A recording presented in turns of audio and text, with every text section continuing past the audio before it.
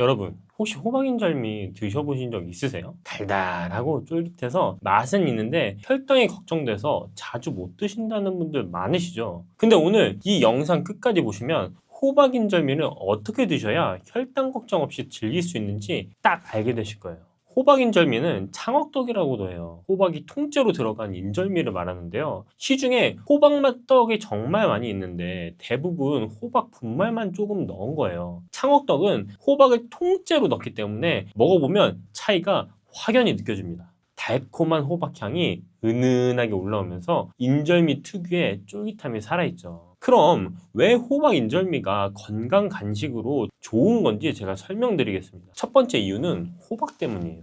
호박은 100g당 열량이 24칼로리밖에 안 돼요. 굉장히 낮은 거죠. 그러면서도 비타민 A, C, E와 식이섬유, 칼륨, 베타카로틴이 골고루 들어있습니다. 정말 많은 성분이 있죠. 이 호박의 효능을 제가 4가지 말씀드리겠습니다. 첫 번째는 혈당을 안정시켜줍니다. 연구에 따르면 호박은 2형 당뇨병 환자들의 혈당을 낮추는 것으로 나타났어요. 연구진은 호박이 인슐린 분비를 촉진한다고 밝혔어요. 또한 호박의 풍부한 식이섬유가 혈당을 낮추는 인슐린 분비를 도와준다고 합니다. 두 번째로는 혈압을 조절해줍니다. 하이닥 자료에 따르면 호박에 있는 칼륨이 체내 나트륨 배출을 도와 혈압 조절에 기여하고 마그네슘은 혈관 이완과 심장 기능 유지에 관여한다고 합니다. 짠 음식을 많이 드시는 분들일수록 호박을 꾸준히 드시면 좋다는 거죠. 그리고 세 번째는 부종을 완화해 줍니다. 건강 다이제스트 자료에 따르면 호박은 이뇨작용이 탁월해서 전신 부종에 효과가 있다고 합니다. 칼륨이 신장의 나트륨과 수분 배출을 촉진해서 소변량을 늘리고 몸에 쌓인 체액 정체를 줄여줍니다. 아침에 일어났을 때 손발이 잘 붓는 분들은 호박을 꾸준히 드시는 게 정말 좋습니다. 네 번째는 소화기 건강에 좋다는 겁니다. 호박에 포함된 수용성 식이섬유는 장 운동을 부드럽게 돕고 배변 활동을 원활하게 해준다고 합니다. 칼로리는 낮고 포만감은 오래 가니까 간식으로 드셔도 과식 걱정이 없는 거예요. 이렇게 좋은 호박이 통째로 들어간 인절미를 드시는 거니까 일반 떡보다 훨씬 건강하게 즐기실 수 있어요. 그런데 여기서 한 가지만 더 말씀드릴게요. 아무리 건강한 호박이 들어간 인절미라도 탄수화물이 들어있는 떡이기 때문에 단독으로 드시면 혈당이 오를 수 있습니다. 그럼 어떻게 드시면 좋을까요? 함께 드시면 좋은 음식 3가지를 제가 지금 말씀드리겠습니다. 첫 번째는 우엉차나 보이차입니다. 경향신문 자료에 따르면 떡을 보이차, 우엉차, 계피차, 녹차와 함께 먹으면 탄수화물 흡수를 늦추고 혈당 급상승을 방지하는 데 도움이 된다고 합니다. 호박 인절미 드실 때 따뜻한 우엉차나 보이차 한 잔 같이 드시면 혈당 걱정 없이 즐기실 수 있다는 거예요. 두 번째는 삶은 달걀입니다. 단백질이 함께 들어가면 탄수화물 흡수 속도가 느려지거든요. 혈당이 천천히 오르면서 포만감도 훨씬 오래 가요. 호박 인절미 2~3개에 삶은 달걀 하나 곁들이면 딱입니다. 자, 세 번째가 오늘 제일 중요한 포인트입니다. 바로 쑥이에요. 호박 인절미만 드시면 혈당이 오를 수 있는데 쑥과 함께 드시면 이걸 잡아줄 수 있습니다. 쑥에는 폴라보노이드와 페놀 같은 항산화 물질이 풍부하게 들어있어요. 이 성분들이 혈액순환을 원활하게 하고 콜레스테롤 개선에도 효과가 있습니다. 동의보감에도 쑥이 몸을 따뜻하게 하고 위장과 간, 신장의 기능을 강화하는 데 도움을 준다고 적혀 있습니다. 거기다가 쑥에는 식이섬유가 풍부해서 탄수화물이 흡수되는 속도를 늦춰줍니다. 그래서 저는 간식을 먹을 때 호박 인절미와 쑥떡을 같이 먹습니다. 호박 인절미의 달콤한 맛에 쑥떡에 향긋함이 더해져서 맛도 좋고 혈당 걱정도 줄어드는 거예요. 자세한 내용은 고정 댓글에 달아놨으니까 한번 확인해 보세요. 자, 그리고 주의사항도 제가 말씀드리겠습니다. 아침 공복에 호박 인절미만 단독으로 드시는 건 피해 주세요. 탄수화물이 주 성분이라서 공복에 단독으로 드시면 혈당이 갑자기 오를 수 있어요. 가장 좋은 타이밍은 오후 2시에서 4시 사이 간식 시간에 드시는 겁니다. 하루에 2개에서 3개면 충분해요. 당뇨가 있으신 분들은 드시기 전에 담당 선생님께 꼭 여쭤보시길 바랍니다. 자, 오늘 중요한 내용 딱 정리해 드리겠습니다. 호박 인절미, 즉 창억떡은 호박이 통째로 들어간 떡으로 혈당 안정, 혈압 조절, 부종 완화, 소화 개선에 좋습니다. 함께 드시면 좋은 음식 3가지 제가 말씀드렸는데요. 우엉차나 보이차로 혈당 급상승을 방지하는 거, 삶은 달걀로 단백질을 보충해서 포만감을 유지시키시고 쑥과 함께 드시면 혈당 조절에 더 좋습니다. 오후 2시에서 4시 사이 간식 시간에 하루 2~3개씩 드시면 딱 좋습니다. 공복에 단독 섭취는 피해주세요. 오늘도 건강한 하루 보내시길 바랍니다. 혈압, 혈당, 무릎 관절 이 3가지가 한 번에 잡힌다면 믿으시겠습니까? 콩나물 그냥 해장국 재료라고만 알고 계셨죠? 그런데 오늘 이 영상 끝까지 보시고 나면 생각이 완전히 달라지실 겁니다. 혈관 벽에 쌓인 노폐물을 밀어내고 치솟은 혈당을 잡아주고 약해지는 뼈를 단단하게 붙잡아주는 성분이 이 조그마한 콩나물 안에 전부 들어있거든요. 그것도 전 세계에서 오직 우리나라에서만 먹는 식재료입니다. G20 정상회의 때 각국 퍼스트 레이디들이 한국을 방문했을 때 식탁에 오른 음식 중 하나가 바로 콩나물국이었습니다. 외국 손님들이 신기하게 쳐다봤다고 하죠. 우리에게 너무 익숙한 나머지 그냥 지나쳤던 이 식재료가 사실은 어르신 건강을 지키는 가장 강력한 무기였던 겁니다. 그런 콩나물이 왜 이렇게 대단한 건지 바로 핵심부터 말씀드릴게요. 콩나물의 비밀은 바로 아스파라간산과 이소플라본이라는 2가지 성분에 있습니다. 아스파라간산은 우리 몸속의 피로물질을 분해해서 밖으로 내보내는 역할을 하는 성분입니다. 술 마신 다음날 콩나물국 한 그릇 먹으면 속이 팍 풀리는 게 바로 이 성분 덕분이에요. 이 성분이 해장만 해주는 게 아닙니다. 평소에 쌓인 피로를 풀고 간이 제 역할을 할 수 있도록 돕는데도 꾸준히 작용을 합니다. 이소플라본은 식물성 에스트로겐이라고 불리는 성분인데요. 이 에스트로겐이라고 하면 여성 호르몬 아니냐고 하시는 분들 계시잖아요. 맞습니다. 나이가 들수록 이 호르몬이 줄어들면서 뼈가 약해지고 혈관이 딱딱해지고 무릎 연골이 닳기 시작해요. 이소플라본은 그 빈자리를 채워주는 역할을 하는 거예요. 중년 여성뿐만 아니라 중년 남성에게도 혈관 건강 측면에서 도움이 됩니다. 그리고 한 가지 더 놀라운 사실이 있어요. 콩에는 원래 비타민C가 전혀 없거든요. 콩이 싹을 틔워서 콩나물이 되는 순간 비타민C가 새로 생겨납니다. 발화 후에 5에서 6일 정도 사이에 비타민 함량이 가장 높아지는데 이게 바로 콩나물을 신선할 때 먹어야 하는 이유입니다. 콩나물을 어떻게 먹어야 효과가 배가 되는지 말씀을 드릴게요. 콩나물 혼자서도 훌륭하지만 어떤 음식과 함께 먹느냐에 따라 몸에서 흡수되는 영양이 확실히 달라집니다. 콩나물과 함께 먹으면 보약이 되는 음식 첫 번째는 마늘과 돼지고기입니다. 콩나물국을 끓이실 때 다진 마늘을 꼭 넣어보세요. 콩나물에 들어있는 아스파라긴산이 피로물질을 분해하는데 마늘의 알리신이 더해지면 피로회복 효과가 한층 강해집니다. 여기에 돼지고기까지 곁들이면 금상첨화입니다. 돼지고기는 비타민 B1이 풍부한 식재료인데 알리신이 비타민 B1의 흡수를 도와주거든요. 콩나물국에 다진 마늘을 듬뿍 넣고 돼지고기 수육이나 제육볶음을 한 접시 넣으시면 피로회복과 간 기능 관리에 아주 유리한 한 끼 식사가 됩니다. 콩나물과 함께 먹으면 보약이 되는 음식 두 번째는 두부입니다. 두 번째라서 두부입니다. 혈압이나 콜레스테롤이 걱정되시는 분들께 특히 권해드리고 싶은 조합인데요. 콩나물에는 혈관 벽에 지방이 쌓이는 것을 막아주는 비타민 K와 식이섬유가 들어있는데 두부의 식물성 단백질이 더해지면 혈관을 보호하면서 콜레스테롤 수치를 조절하는 데 도움이 됩니다. 콩나물 두부조림 하나면 반찬 걱정도 없고 혈관 걱정도 한결 덜 수 있습니다. 콩나물과 함께 먹으면 보약이 되는 음식 세 번째는 표고버섯과 잡곡밥입니다. 무릎이 시큰거리거나 골다공증이 걱정되시는 분들께 드리고 싶은 조합인데요. 콩나물의 이소플라본이 뼈를 지키는 역할을 하는데 버섯의 비타민 D가 칼슘 흡수를 도와주면서 이 효과가 더욱 강해집니다. 뼈를 유지하는 데는 칼슘만으로는 부족하고 그 칼슘을 뼈에 붙잡아두는 비타민 D가 반드시 함께 있어야 하거든요. 여기에 잡곡밥까지 더해지면 혈당까지 안정적으로 잡아주는 한 끼가 완성이 됩니다.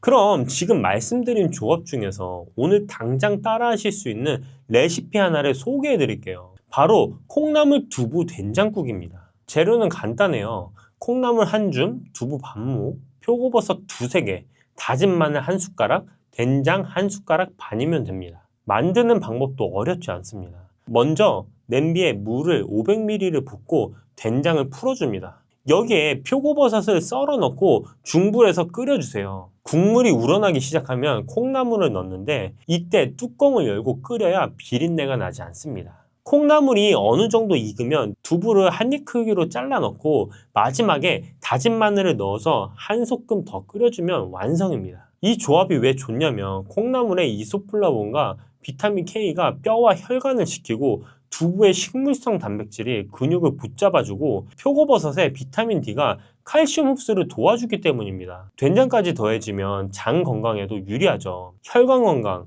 뼈, 근육, 장을 한꺼번에 챙기는 국 한 그릇이 완성이 되는 겁니다. 그런데 여기서 한 가지 꼭 말씀드려야 될 게 있어요. 제가 콩나물이 몸에 좋다고 해서 맵기 듬뿍듬뿍 드시는 분들이 계실까봐 말씀을 드리는데요. 좋은 음식도 균형이 중요합니다. 콩나물에는 식이섬유가 풍부한데 이게 장 건강에는 도움이 되지만 한꺼번에 너무 많이 드시면 오히려 속이 부글거리거나 복통이 생길 수 있습니다. 좋은 식재료도 어떻게 조리하고 얼마나 먹느냐가 결국 건강을 결정합니다. 그리고 콩나물이 좋다고 해서 뭐든 같이 드셔도 되는 건 아니에요. 오히려 함께 먹으면 콩나물의 좋은 성분을 다 망쳐버리는 음식들이 있거든요. 지금부터 말씀드리는 것들 꼭 기억해 두세요. 첫 번째, 콩나물과 우유는 함께 드시면 안 됩니다. 직접 같이 드시는 분들은 많지 않겠지만 콩나물 드신 후에 바로 우유 한 잔이나 라떼를 즐기시는 분들 계신가요? 이렇게 식후에 바로 드시는 것도 주의가 필요합니다. 콩나물과 우유의 단백질이 서로 엉키면서 소화가 어려워지고 속이 더부룩하거나 배탈로 이어질 수 있거든요. 콩나물 드신 날은 우유나 라떼는 조금 나중에 드시는 게 좋습니다. 두 번째는 콩나물 무침하실 때 식초는 주의하셔야 됩니다. 새콤달콤하게 식초나 초고추장을 넣어 드시는 분들이 간혹 있어요. 맛은 있지만 식초가 콩나물의 영양소를 파괴할 수 있어서 몸에는 그다지 좋지 않습니다. 다시 말하면 콩나물의 좋은 영양소를 흡수하는 데 방해가 될 수 있습니다. 새콤한 맛이 당기신다면 아주 소량만 사용하시고 대신 들기름이나 참기름으로 풍미를 살리시는 게 훨씬 낫습니다. 이 두 가지만 지키시면 콩나물을 훨씬 건강하게 드실 수 있습니다. 평소 위장이 약하시거나 몸이 냉한 체질이신 분들은 콩나물국 끓이실 때 생강 슬라이스 두세 조각만 넣어보세요. 생강의 따뜻한 성질이 콩나물의 찬 기운을 중화시켜줘서 속이 한결 편안해지는 걸 느끼실 수 있습니다. 오늘 콩나물 얘기를 길게 드렸는데 결국 핵심은 하나입니다. 콩나물 혼자가 아니라 무엇과 함께 먹느냐가 중요합니다. 마늘과 돼지고기를 곁들이면 피로 회복이 되고 두부와 함께 드시면 혈관이 튼튼해지고 표고버섯과 잡곡밥을 더하면 뼈와 혈당까지 잡을 수 있습니다. 1,000원짜리 콩나물 한 봉지가 어떻게 조합하느냐에 따라 보약이 되는 겁니다. 당뇨 없어도 혈당은 안심하면 안 됩니다. 혈당 관리해야 된다는 건 다들 아시죠? 그런데 막상 하려고 하면 너무 복잡합니다. 이건 먹으면 안 되고 저건 조심해야 하고 이 음식은 혈당 지수가 어떻고 저 음식은 인슐린이 어떻고 알려고 하면 할수록 더 헷갈리고 그냥 손 놓게 되는 분들도 많으세요. 그런데 오늘 이 영상을 보시고 나면 복잡함이 싹 정리가 됩니다. 뭘 먹느냐보다 어떻게 먹느냐 이것 하나만 바꿔도 혈당이 완전히 달라질 수 있거든요. 왜 이렇게 혈당 관리가 복잡하게 느껴지냐면 우리가 평소에 괜찮겠지 하고 드시는 음식들이 사실 혈당을 조용히 올리고 있기 때문이에요. 자, 첫 번째 김밥인데요. 정말 의외죠? 야채도 있고 계란도 있고 영양만큼은 뛰어나다고 알고 계셨을 텐데 혈당으로는 얘기가 다릅니다. 김밥 한 줄에 들어가는 밥 양이 밥 한 공기보다 많고 어묵이랑 맛살은 그냥 생선이 아니라 밀가루가 상당히 들어간 가공식품이거든요. 건강한 재료들 사이에서 탄수화물이 이중으로 쌓이는 구조예요. 정말 안 좋죠. 반줄은 괜찮아도 한 줄을 다 드시면 혈당이 생각보다 훨씬 높게 올라갑니다. 자, 두 번째, 고구마입니다. 건강식이라는 건 맞아요. 그런데 군고구마로 드시면 얘기가 완전히 달라집니다. 쪄서 드실 때랑 구워서 드실 때랑 혈당 반응이 천지 차이예요. 고구마를 구우면 안에 있는 전분이 단순당으로 바뀌면서 혈당이 급격히 치솟습니다. 찐 고구마는 괜찮아도 군 고구마는 정말 조심하셔야 돼요. 65세 이상 어르신 2명 중 1명이 이미 당뇨 전 단계입니다. 근데 여기서 끝이 아닙니다. 당뇨가 없다고 안심하시는 분들도 80%는 매일 혈당이 급상승하고 있어요. 사실상 이 영상 보고 계신 거의 모든 분들 얘기라는 거예요. 그리고 이게 반복되면 어떻게 되냐면요. 오후만 되면 이유 없이 기운이 쭉 빠지고 먹는 양이 크게 안 바뀌었는데도 체중이 조금씩 늘고 피부 탄력이 떨어지면서 주름이 길어집니다. 혈당이 오를 때마다 피부 속 콜라겐이 딱딱하게 굳어버리는 당화 현상이 일어나기 때문이에요. 혈당 관리가 곧 노화 관리인 이유가 바로 여기 있어요. 문제는 아프지 않으니 모른다는 거죠. 조용히 쌓이는 게 더 무서운 거죠. 지금 안 챙기시면 3년, 5년 뒤가 달라집니다. 그러면 반대로 혈당을 잡는데 진짜 도움이 되는 음식은 뭔지 말씀드릴게요. 자, 첫 번째는 현미입니다. 이 현미는 미국 하버드대학교 연구진이 밝힌 바에 따르면 흰쌀밥의 절반만 현미로 바꾸어도 당뇨 발생 위험이 16%가 줄어든다고 합니다. 현미의 풍부한 식이섬유가 포도당이 혈류로 한꺼번에 쏟아지는 걸 막아주거든요. 밥 한 공기를 바꾸는 것만으로도 이만큼 차이가 납니다. 자, 두 번째는 시금치입니다.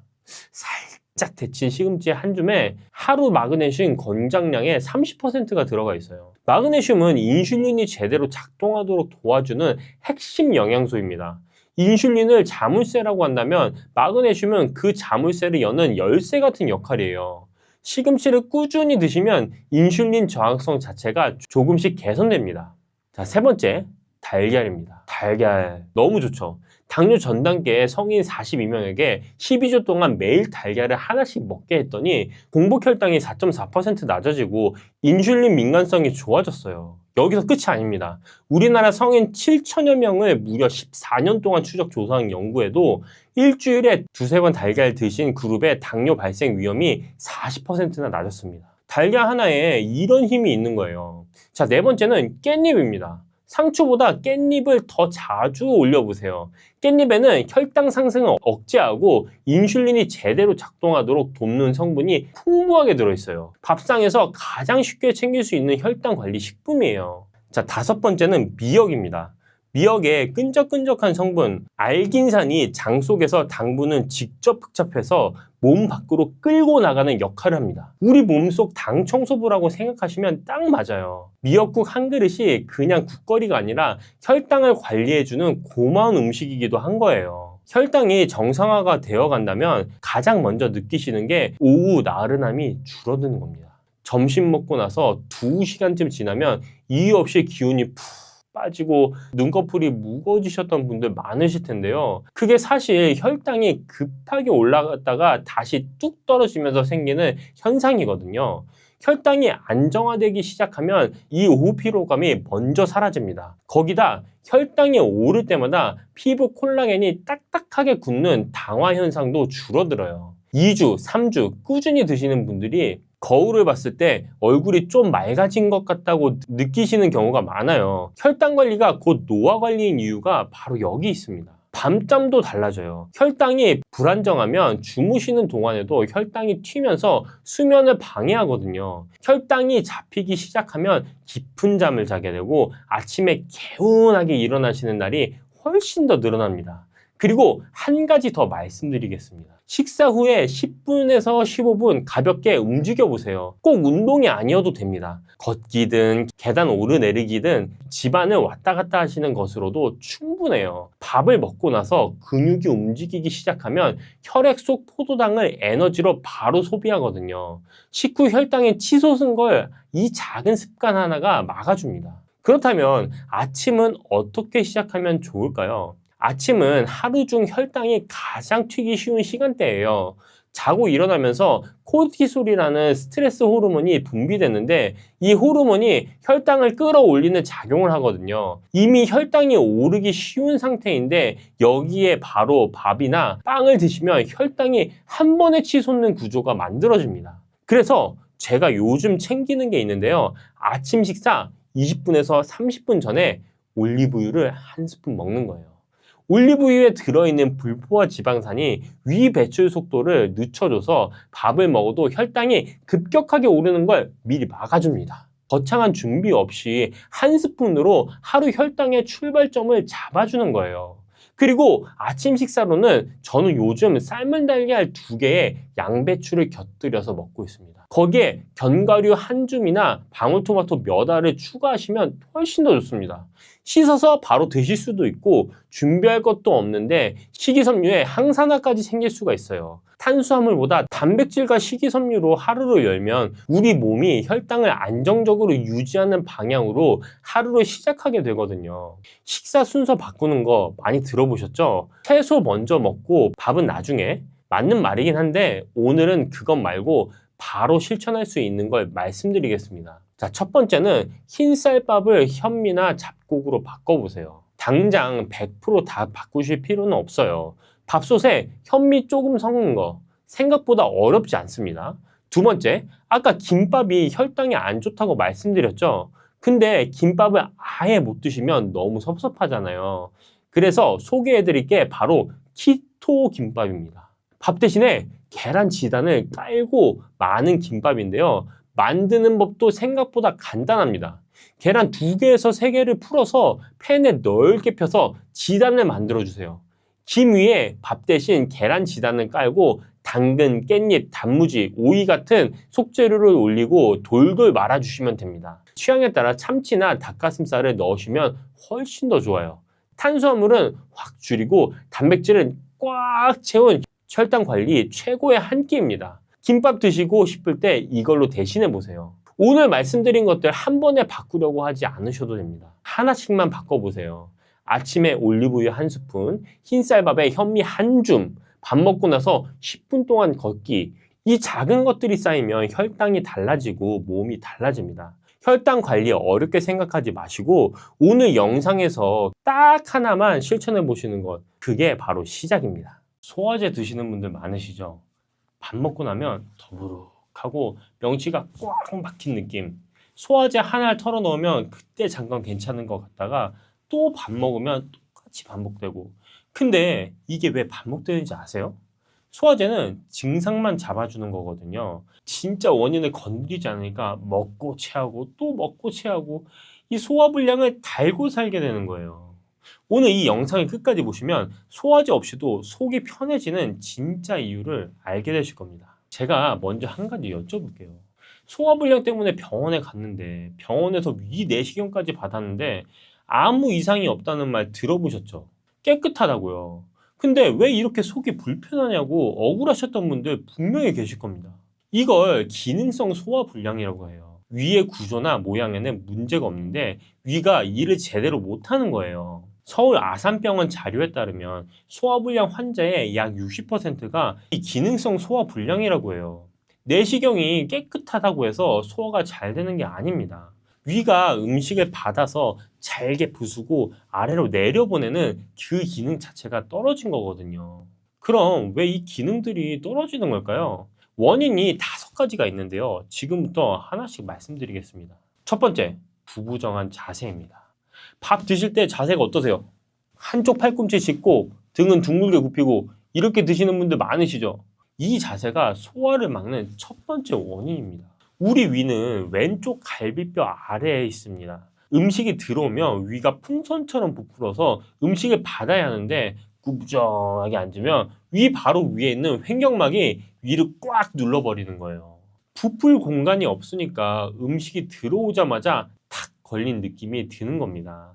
허리를 펴고 앉아서 드시는 것만으로도 속이 훨씬 편해질 수 있습니다. 자, 두 번째는 갈아먹는 겁니다. 소화가 안 되니까 부드럽게 갈아서 드시는 분들 계시죠? 근데 이게 오히려 소화를 더 어렵게 만들어요. 우리가 음식을 씹으면 뇌에 신호가 가거든요? 곧 음식이 들어올 테니 위야 준비해라, 이렇게 위가 소화액을 만들고 일할 준비를 하는 거예요. 그런데 갈아서 드시면 씹는 과정이 없으니까 그 신호 자체가 뇌에 안 가는 겁니다. 뇌한테 아무 연락도 없이 갑자기 엄청난 양의 음식이 들어오는 겁니다. 위 입장에서는 황당한 거죠. 준비도 없이 일이 쏟아진 거니까요. 가능하면 꼭꼭 씹어 드시길 바랍니다. 씹는 것 자체가 소화의 시작이에요. 자, 세 번째는 밀가루 음식이랑 국물 요리입니다. 소화가 안 될 때 잘 넘어가라고 국수나 잔치국수 드시는 분들 계세요. 그런데 이게 정반대입니다. 50대 이후부터는 밀가루를 소화하는 능력이 뚝 떨어져요. 국물 요리도 마찬가지고요. 국물에는 나트륨이 많아서 소화액을 희석시켜 버립니다. 소화액이 묽어지며 음식을 잘게 분해하는 힘이 점점 약해지거든요. 소화가 안 되실 때일수록 밀가루 음식이랑 국물 요리는 잠깐 멀리 하시는 게 좋습니다. 자, 네 번째는 자기 전에 물을 드시는 거예요. 자기 전에 물 한 잔 드시는 분들 많으시죠? 근데 이게 역류성 식도염을 악화시킬 수 있습니다. 나이가 들면서 식도와 위 사이에 관략근이 느슨해지거든요. 자기 전에 물을 드시면 이 물이 위에서 식도 쪽으로 역류하면서 가슴이 답답하고 목이 칼칼한 증상이 생겨요. 주무시기 최소 2시간 전부터는 물을 드시지 않는 걸 추천드립니다. 꼭 드셔야 한다면 한두 모금만 입을 헹구는 정도만 해주세요.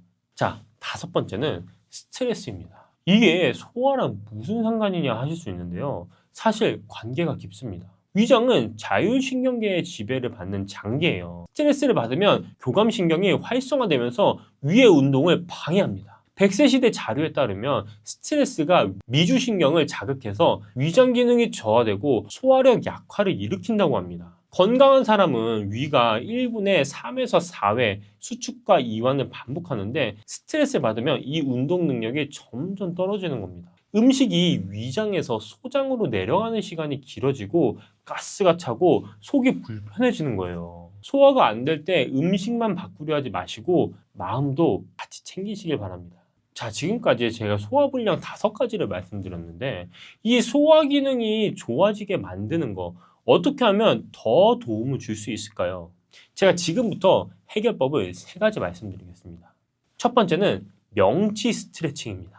소화가 안 되는 분들은 명치 부위 근육이 굉장히 단단하게 굳어 있는 경우가 많아요. 이거 복근 아닙니다.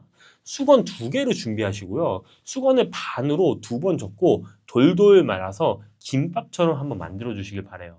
고무줄로 살짝 고정해 주시고요. 이 수건김밥을 바닥에 놓고 그 위에 누워주세요. 척추뼈가 수건 가운데 오도록 눕는 거예요. 자, 누웠을 때 등이 쫙 펴지는 느낌이 나실 겁니다. 그 상태에서 손을 앞으로 쭉 뻗었다가 머리 위로 천천히 넘겨주세요. 등이 바닥에 닿게끔 쭉 펴는 거예요. 명치 부위가 늘어나면서 위가 늘어날 공간이 생깁니다. 밥 먹기 전에 하루에 한 번만 해주셔도 속이 훨씬 편해질 겁니다. 두 번째는 도마뱀 운동입니다. 자, 바닥에 이렇게 엎드려 주세요. 벌 받는 거 아닙니다. 팔을 양옆으로 벌리고 발도 같이 벌려주세요. 자, 이 상태에서 오른쪽 팔꿈치랑 오른쪽 무릎을 가깝게 당기면서 몸을 비틀어 주는 겁니다. 다음 반대쪽도 똑같이 해주세요. 좌우 번갈아 가면서 해주시면 됩니다. 이 운동이 왜 좋냐면요. 몸을 비틀 때 위장도 같이 움직이거든요. 내장 장기에 직접 자극을 주는 겁니다. 위장 운동성이 좋아지면서 소화가 훨씬 수월해집니다. 저도 집에서 제 아이를 위장 운동이 잘 되라고 이렇게 마사지를 해주는데 방향이 똑같습니다. 오른쪽으로 이렇게, 오른쪽으로 일자로, 왼쪽으로도 일자로 이렇게 하면은 소화가 훨씬 수월해지고 변도 빠르게 볼 수 있습니다. 하루에 10회씩 좌우 번갈아 가면서 꾸준히 해주시면 좋습니다. 세 번째는 식후 10분에서 15분 걷기입니다. 밥 먹고 나서 바로 소파에 앉으시는 분들 많으시죠? 근데 이게 소화를 제일 방해하는 습관이에요. 코메디닷컴 자료에 따르면 복부 팽만 증상이 있는 분들이 식후 10분에서 15분 걷기를 시작하고 4주 후에 트림, 장내 가스, 팽만감 같은 위장 문제가 눈에 띄게 줄어들었다고 해요. 식사 후에 소화약보다 더 효과적이었다고도 나와 있습니다. 빠르게 걸을 필요도 없습니다. 그냥 천천히 동네 한 바퀴 아니면 집안을 좀 걸어 다니세요. 딱 10분에서 15분만 걸으세요. 이것만 해도 속이 훨씬 빨리 내려가는 걸 느끼실 수 있습니다. 소화가 안 되는 분들일수록 위에 부담 적은 음식을 드셔야 됩니다. 밀가루처럼 속이 더부룩하지 않고 기름진 과자처럼 느끼하지 않으면서도 치아 부담도 없고 혈당 걱정도 덜한 그런 간식이 있으면 얼마나 좋을까요? 저도 그런 간식을 한참 찾다가 결국 하나로 정착했는데요. 자세한 내용은 고정 댓글에 달아놨으니까 한번 확인해 보세요. 자, 지금까지 소화불량에 대해서 말씀드렸는데 이제 주의사항도 말씀드리겠습니다. 원인 중에 하나만 바꾼다고 바로 좋아지지는 않습니다. 5가지 원인 중에 본인한테 해당하는 것부터 하나씩 바꿔가는 게 좋습니다. 그리고 소화불량 증상이 3주 이상 계속된다면 반드시 병원에 가서 확인해 보셔야 돼요. 기능성 소화불량이 아니라 다른 원인이 있을 수도 있거든요. 약은 증상이 심할 때 도움받는 거고, 근본적으로는 오늘 말씀드린 생활 습관을 바꾸시는 게 핵심입니다. 자, 오늘 중요한 내용 딱 정리해 드리겠습니다. 소화제는 증상만 잡을 뿐 진짜 원인을 해결하지 못합니다. 기능성 소화불량의 원인 5가지, 구부정한 자세, 갈아먹는 습관, 밀가루와 국물 요리, 자기 전 물 마시는 거, 그리고 스트레스입니다. 해결법 3가지, 밥 먹기 전에 수건 김밥으로 명치 스트레칭 하시는 거, 이렇게 쭉 펴서 하시는 거, 그리고 도마뱀 운동으로 위장에 직접적인 자극 주시는 거, 식후 10분에서 15분 정도 가볍게 걷기입니다. 이 3가지만 꾸준히 하셔도 소화제 달고 사는 생활에서 벗어나실 수 있습니다. 오늘도 건강 잘 챙기시길 바랍니다. 감사합니다.